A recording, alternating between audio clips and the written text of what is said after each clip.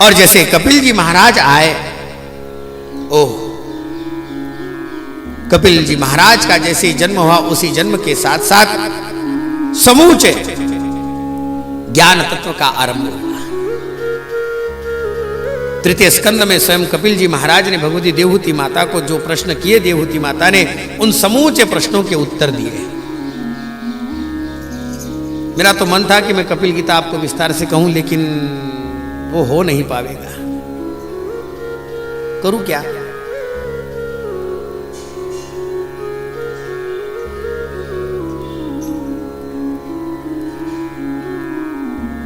कपिल गीता इतना सुंदर ग्रंथ है, आप सोचेंगे।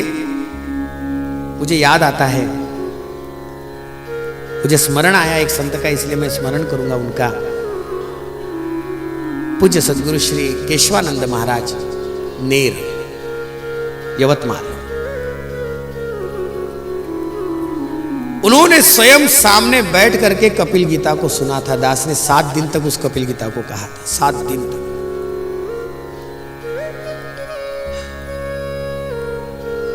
मैंने इन प्रकरणों को क्यों छोटे छोटे शब्दों में कहा, मैं आपको बता देता हूं। भगवती देवहूति ने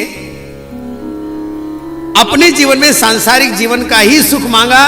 वास्तविकता में देखा जाए तो कपिल जी महाराज के पास में अधिकार इतना था कि वो भगवान का दर्शन करा देते। लेकिन कभी कभी कुछ लौकिक लीलाएं अपने आप में अलौकिकता को प्रकट करती है। बात छोटी सी होती है, लेकिन अगर भगवती देवहूति माता ने अपने जीवन में सांसारिक सुख की इच्छा नहीं की होती तो कपिल महाराज का जन्म नहीं हुआ होता। ऐसा ही एक प्रकरण है जो अभी 100 साल के पूर्व हुआ। प्रज्ञाचक्षु संत श्री गुलाबराव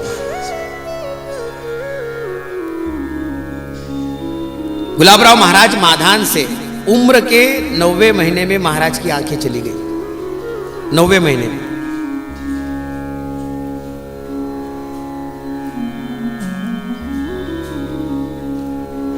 छह 7 साल की आयु में स्वयं अपने माथे के ऊपर पेटी लेकर के, जिस पेटी में अनेकों ग्रंथ रहते थे, उस पेटी को लेकर के माधान से चांदूर बाजार आते। वहां पर कुरियाबाई भट्ट की एक समाधि है, उनके घर पर जाते। रात्रि के समय पर जाते और दरवाजे की साखली को बजा करके माए भूख लागली जेवाड़ आवाज देते। दरवाजा खुला जाता, वहां पर कुरिया जी महाराज भट्ट बैठते और स्वयं महाराज जी बैठते, कुछ नया ग्रंथ निकालते, उस ग्रंथ का चिंतन करते। वो ग्रंथ कुरिया जी महाराज पढ़ते, महाराज सुनते, उसके ऊपर की शंकाएं, उसके ऊपर की जिज्ञासाएं महाराज स्वयं बताते और उसका निरसन में। आपको सच में मैं बताऊं, आप गुलाबराव महाराज का चरित्र सुनना, ऐसा क्रम चला है 13 साल तक, 11 साल तक।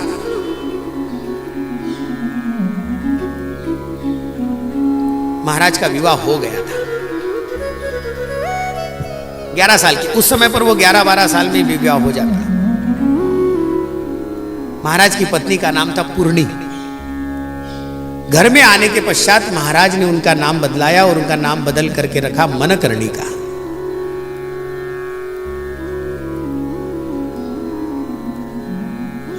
कुरिया जी महाराज की पत्नी गुरु माता जिसे कहते थे महाराज, गुरु माता ने कहा, महाराज गुलाबराव, वो गुलाबराव कहते, गुलाबराव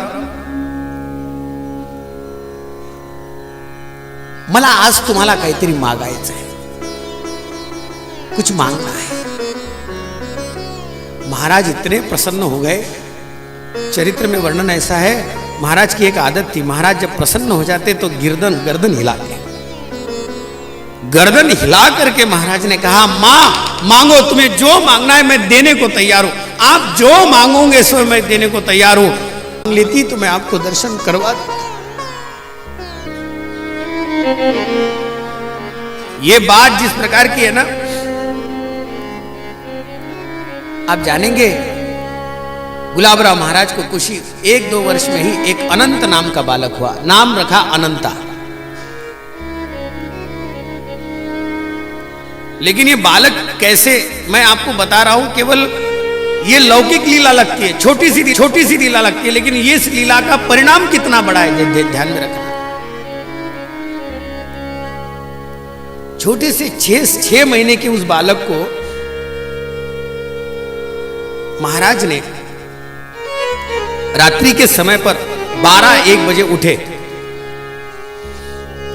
और मनकर्णिका को कहा, मनकर्णिका, आप सुनेंगे लेकिन मैं कह नहीं पाऊंगा। महाराज ने कहा, हा विषाचा प्याला घेन तुझ्या लेकराला पाच, जहर के प्याले को पिला तेरे बेटे।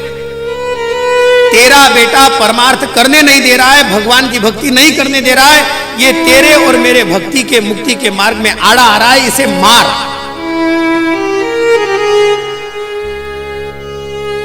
आप जानेंगे मनकर्णिका मां ने एकदम से उस पात्र को लिया और लेकर के, अगर मेरी मुक्ति के मार्ग में आने अड़चन ही बनने के लिए आना था तो गर्भ में ही क्यों नहीं मर गया।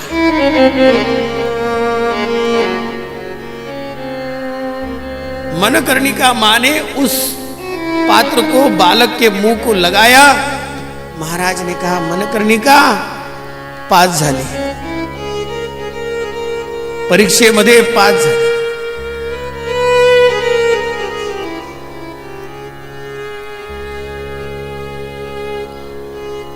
मनकर्णिका जी के जीवन में स्वयं अपने मन में पुत्र स्नेह भी नहीं रहना चाहिए, जिस स्नेह के पास में वो बंद करके मुक्ति से दूर हो जाएगी।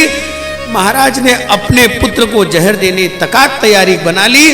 ये परमार्थ के जीवन का सर्वोत्तम उदाहरण अभी अभी हुआ है, ध्यान में रखना। अपने भक्ति के बीच में अपना बेटा भी नहीं आना चाहिए। अपने भक्ति के बीच में स्वयं अपने इस सांसारिक मोह को भी नहीं रखना है। पुत्र तो मांगा गुरु माने, लेकिन गुलाबराव महाराज जी के और स्वयं मनकर्णिका मां के भक्ति को पुष्ट करने के लिए पुत्र मांगा। ये लौकिक जीवन होता है, ये लौकिक लीलाएं होती हैं, जिन लौकिक लीलाओं के द्वारा जीवन अलौकिक बन जाता है। आप सच में जानना, मनकर्णिका मां ने जाते जाते गुलाबराव महाराज को कहा, मैंने आप में कृष्ण को देखा, मैंने आप में ज्ञानेश्वर महाराज को देखा।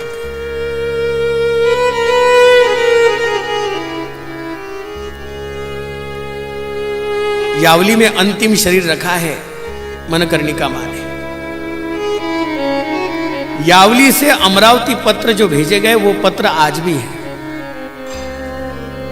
उन पत्रों में मनकर्णिका मां ने कहा, मैंने अखंड ज्ञानेश्वरी का पारायण किया है, आपकी मेरे ऊपर ऐसी गुरु कृपा बनी रहे, मेरा जीवन ज्ञानेश्वर महाराज को अर्पण।